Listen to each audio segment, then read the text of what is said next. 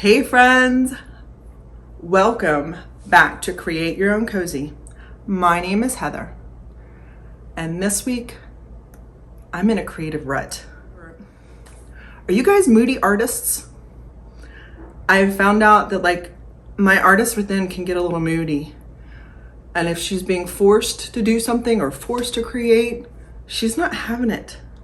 So on this week's video, I just did basics.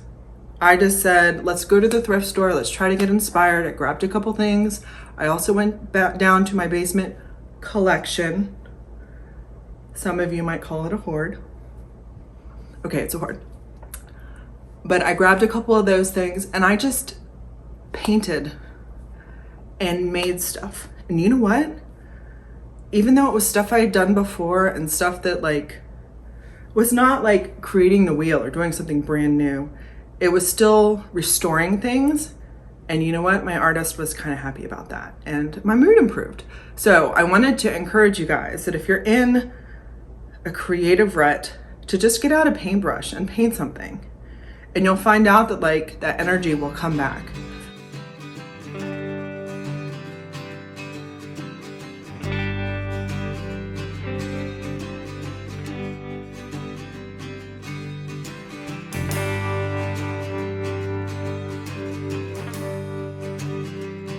Thank you so much for watching, and I hope you enjoy. Bye. So here's my pile of inspiration. Got this at a thrift store for $1. Got this at a thrift store for $1. This was $1. I'm gonna say that was $2. This little beauty is $2.99, and she looks like legit old and precious. She's heavy. Got the pear for $1. Paid $1.99 for that bowl. Paid $3.99 for that piece of wood, and $3.99 for both of the things on top. So with these canisters, I am going to do just a paint and baking soda mixture. I did a 2-to-1 for this. I didn't want it super gritty, but these pots had some imperfections I wanted to cover up. So I just put the Rust-Oleum white chalked paint with a ratio of 2 parts paint and 1 part baking soda. And I did 2 coats on all the canisters.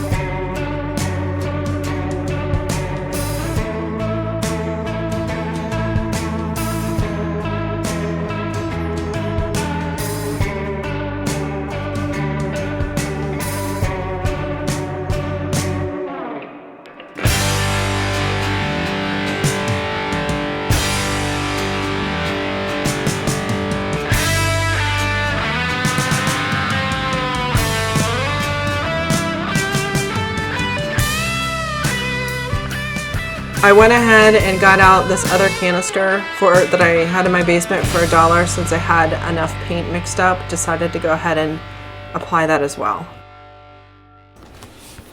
So with these stamped images, I sprayed a clear coat of spray paint just to make sure that the ink didn't smear when I put the clear wax on top of it. So next I just put clear wax on all of these canisters and rub that in, and then I'm going to be using the antiquing wax on 2 of them. One, I'm going to just use the straight antiquing wax. One, I'm going to do a watered down antiquing wax, and the last one I'm just going to leave pure white to see what finish is my favorite.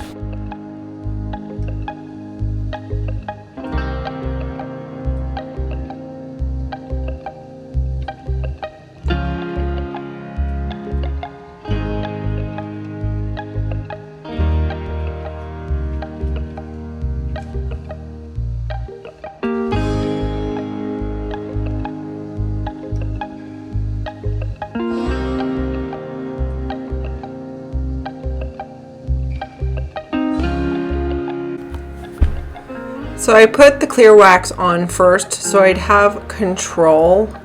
If I wanted to erase some of this brown, I could have put the clear wax back over it and would act as an eraser.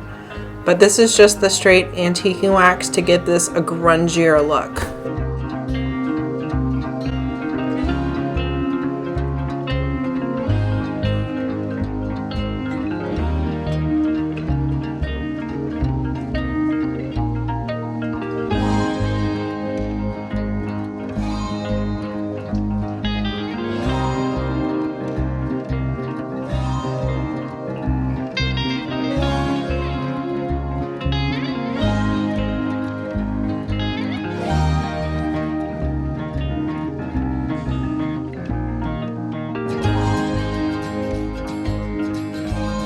So my first pass, the antiquing wash, the watered down antiquing wax, didn't have enough brown in it to make much of a difference.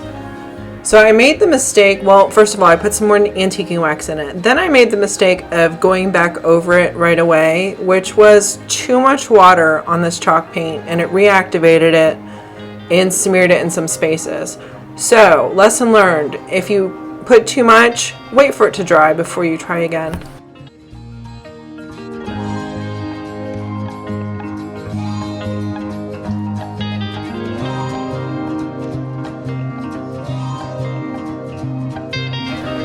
Here's the canister without any antique wax. Here's the one with an antique wax mixed with water in a wash. And here's the one with straight antique wax. Which one was your favorite? Let me know in the comments below. So this shiny black owl needed a little makeover. And I don't know, do any of you guys watch Ginger Chick Rehabs on YouTube? She is awesome. But she is very methodical about making sure everything is black underneath. And I've never been that picky. So I wanted to see if I liked this any better than having, I don't know, a brown or whatever. She puts black undercoats on everything. So I wanted to see if I liked it. So again, the magic here is in the wet distressing. I let the paint dry a little too long, so it required a lot more water and elbow grease than if I would have just done it sooner.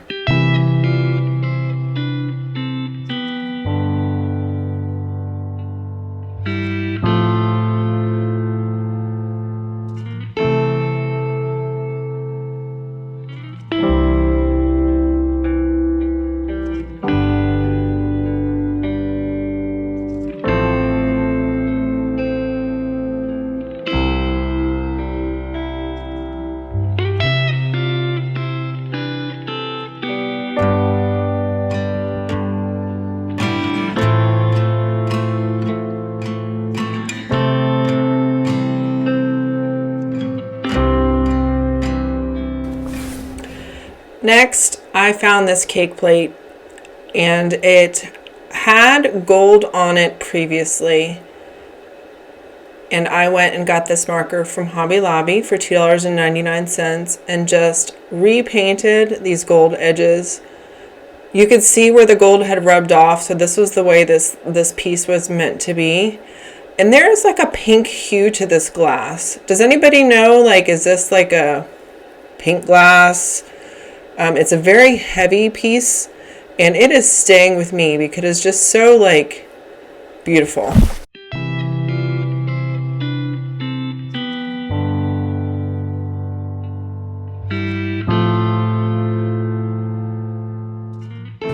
Next, I got some Sweet Pickens clear oil wax, which is a food grade. And look at how it brings the color back on this wood. I washed this wood a while ago with soap and water and just let it air out. But look at the difference some oil wax makes. There is a little bit of a smell to this, and it will eventually dry a little bit lighter than how it goes on.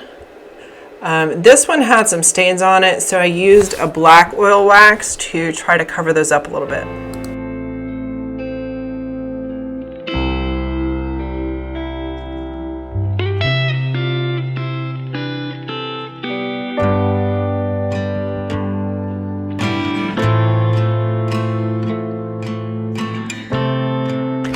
This one is a fruit bowl that was in my kitchen. I got from Home Goods, probably $14.99. It had gotten some splatters on it, and when I washed it in the sink, all the top layer came off. So I just added some clear wax to this. This is like a mango wood. I love this wood. And this is what it looked like right after. And this is what it looked like about 2 weeks later. You can see it lightens a little bit, but it still has that deep, rich color. This guy, I decided just to spray paint white, about 2 coats, and I was going to do a transfer on it, but decided to use it inside my craft cabinet. So I'm just leaving it white, and $3.99 for an organizer cabinet like this is a great deal.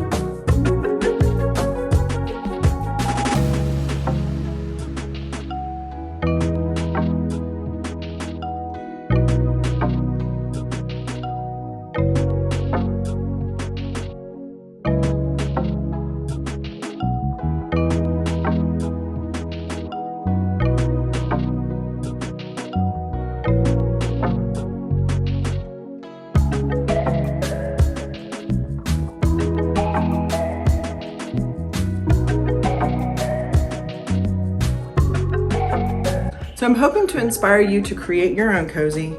And if you're not in the mood, just try doing one thing, because you might just do another. If this is the kind of video that you guys like, I would love it if you would subscribe, give me a big thumbs up, let me know what your favorite project was, and I would love it if you would share it with anyone that you think would be interested.